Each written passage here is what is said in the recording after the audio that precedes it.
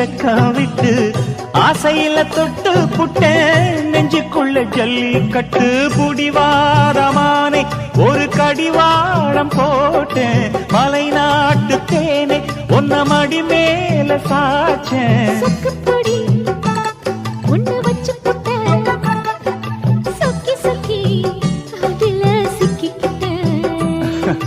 கிச்சிலி சம்பா குத்தி எடுத்தே மொச்ச குழம்பும் வச்சு எடுத்தே ஆமாடி அதுக்காகத்தான்